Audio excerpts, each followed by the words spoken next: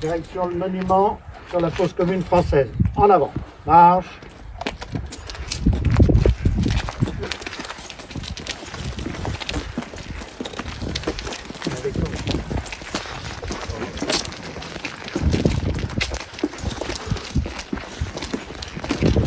On fait les marches arrière, il y a le pipi.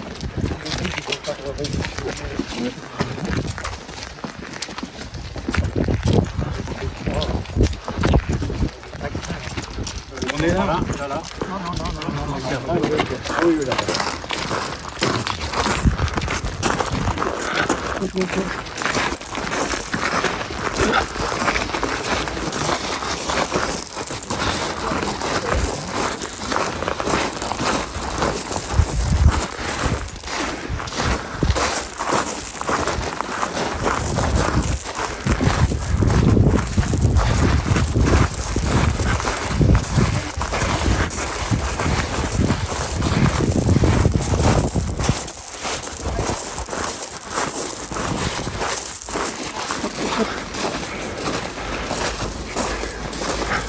D'abord,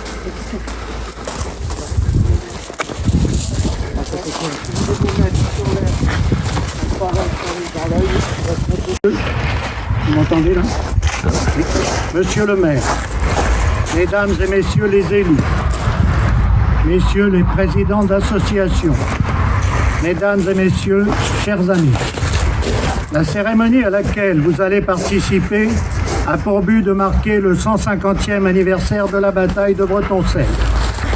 Elle comprendra un mot d'accueil de M. Chevet, maire de Bretonçelle, un rappel des événements du 21 novembre 1870 et enfin 3 dépôts de germes, ici même devant le monument de la fosse commune française, puis sur la tombe du capitaine Pommerel et enfin sur la fosse commune allemande. Je donne la parole à Monsieur Chevet, maire de Bretonçelle.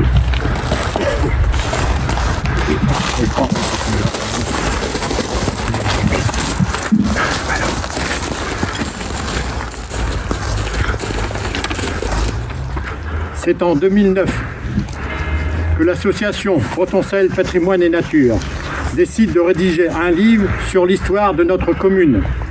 Un livre qui s'appellera d'ailleurs Bretonçelle, un village du Perche.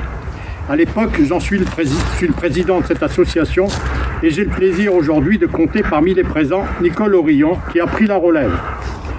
Ce livre ne sortira que fin 2014, le temps de recueillir tous les éléments et les faits historiques. C'est aussi au cours de ces années que je découvre l'importance du 21 novembre 1870 pour notre village. Et c'est aussi à cette époque que l'idée d'en faire une journée de commémoration mûrit. À cause de la crise sanitaire, la cérémonie a été simplifiée. En effet, avec le colonel Dupré, délégué général départemental du Souvenir français, nous avions prévu une conférence à la salle des fêtes à 14h pour expliquer l'histoire du 21 novembre. Rassurez-vous, ce n'est que partie remise, mais il nous a semblé, Yves Dupré et moi-même, qu'il était impossible de ne pas célébrer notre première commémoration communale le jour du 150e anniversaire.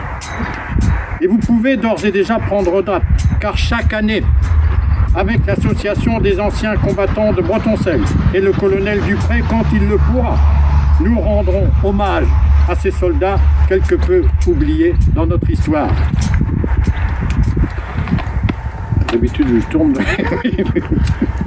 Excusez-moi.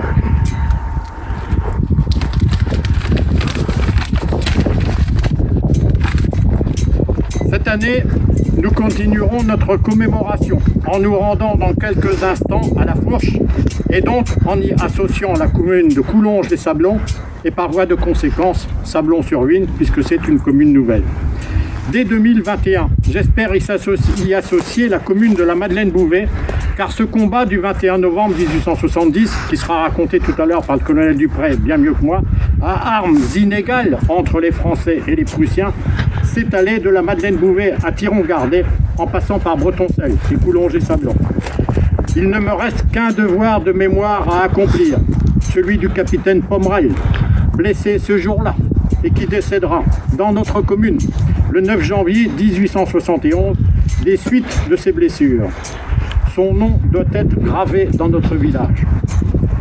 Merci au colonel Dupré de nous accompagner. Merci à l'association des anciens combattants, présidée par Pascal Georges, qui a assuré la logistique de cette journée.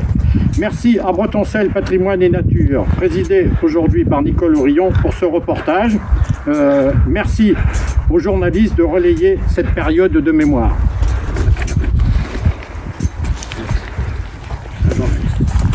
Oui, c'est ça.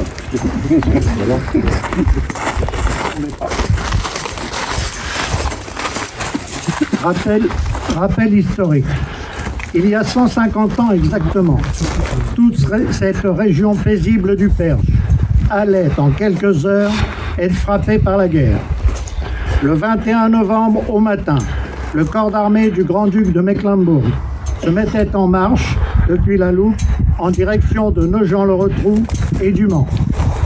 Depuis plusieurs jours déjà, l'avance de cette force prussienne bousculait de faibles détachements français qui, malgré la fatigue, retraitaient depuis la Beauce en ralentissant l'ennemi. La délégation de Tours, où se trouvait une partie du gouvernement, dirigée par Gambetta, donnait l'ordre de porter un coup d'arrêt à cette avance sur une ligne, la Madeleine-Bouvet, Bretoncelle, La Fourche et Thiron-Gardet. À Bretoncelle, un bataillon de mobiles de l'Orne de formation récente est commandé par le commandant de la Ferronnaie. Il est bientôt renforcé du 8e bataillon de marche de chasseurs à pied et par l'arrivée de Cherbourg en train d'un bataillon du 1er régiment d'infanterie de marine, soit 4 à 5 000 hommes au total. Le dispositif orienté vers l'est est le suivant. À la lisière du village, face à la vallée de la Donnette, pour ceux qui ne connaissent pas, c'est dans l'axe du Clocher. Les mobiles de l'Orne. L'infanterie de marine est envoyée sur les hauteurs d'Ardelin et du Colombier, un peu plus à droite. Les chasseurs... J'ai perdu... Excusez-moi. Les chasseurs à pied assurent la liaison vers la Fourche depuis la Crinière, la hauteur derrière nous. C'est la 22e division d'infanterie, commandée par le général von Wittich, qui comprend des régiments de Thuringe et de Hesse, qui est forte de 10 000 hommes, donc le double des effectifs français, qui arrive face à Bretoncelle, en suivant la vallée de la Donnette et surtout la voie ferrée. La voie ferrée, cette invention nouvelle, le chemin de fer, va avoir un rôle primordial dans la guerre. Et donc les Allemands ont la volonté de tenir toutes les voies ferrées. Sous le feu des Français, la colonne allemande ne parvient pas à déboucher de la vallée encaissée. Il faut manœuvrer. Les canons sont hissés à grand-peine sur les hauteurs de la Godefresse, les hauteurs qui dominent le village au fond. Donc les canons sont montés au-dessus vers la Godefresse pour bombarder le village. Et pendant ce temps, l'infanterie contourne la ligne française par le Colombier et menace la Crinière derrière nous. Les soldats français, menacés d'encerclement, se replient dans le village, défendent un moment la gare qui est incendiée. La retraite est ordonnée vers Rémalard et Condé-sur-Huisne. Vers 15 heures, les Allemands, maîtres de la Crinière, font avancer des canons, juste derrière nous, au-dessus du cimetière, et mitraillent jusqu'à 16 heures les soldats qui se replient, transformant la retraite en déroute. Voilà ce qui s'est passé ici. Le combat fut court, mais d'une grande violence. Selon le général von Wittich, ses pertes se sont élevées à 3 officiers, 53 soldats et 3 chevaux. Les pertes français à une centaine d'hommes tués ou blessés, 200 prisonniers et un petit canon capturé près de la gare. Nous allons maintenant procéder au dépôt de gerbe. Drapeau, gardez-vous, hop au baudrier.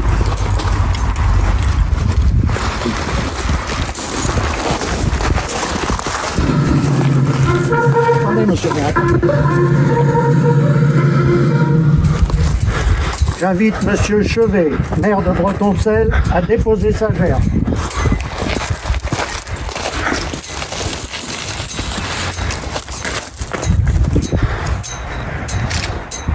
Au mort.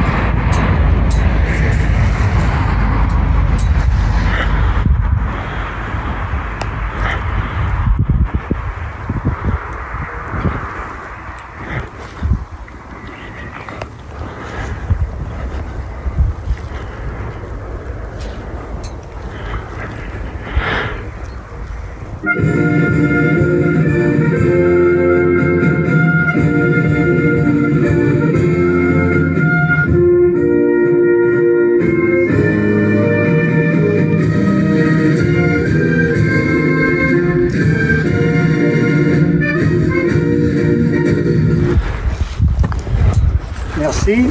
Nous allons maintenant nous déplacer ici devant la tombe du capitaine Pommerel.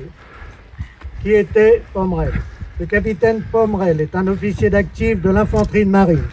Il est né à Sedan en 1832. Il a participé à de nombreuses campagnes d'outre-mer. Il commandait une compagnie du 3e régiment d'infanterie de marine à la bataille de Bazeilles, où il a été blessé et évacué pour ne pas être capturé. Soigné, il a repris du service à Cherbourg et commandé une compagnie d'infanterie de marine dont nous avons parlé précédemment.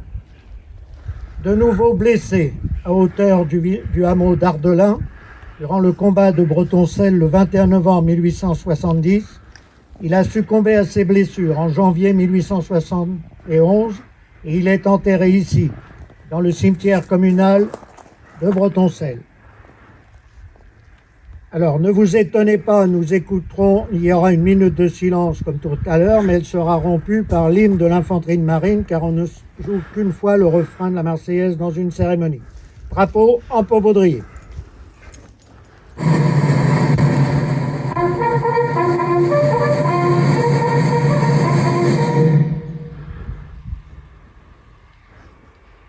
J'invite Monsieur Georges, président des anciens combattants de Bretoncelle, à déposer la gerbe.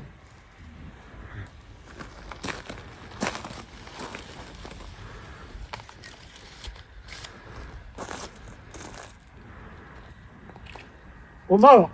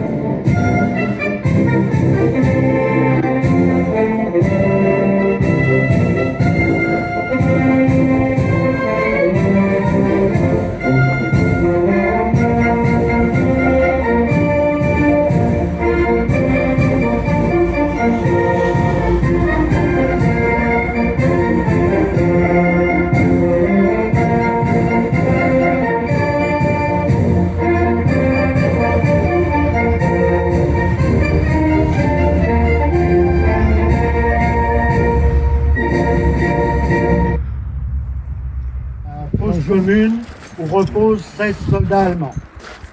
Ils étaient originaires de Thuringe et de Hesse.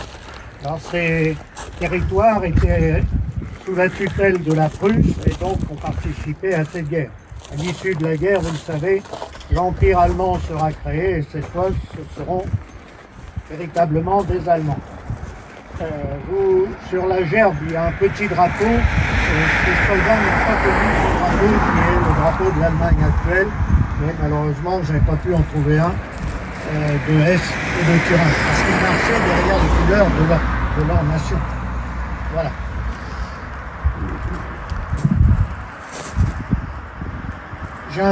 J'invite M. Sclotto, président du comité du souvenir français de Belém, à déposer sa gerbe.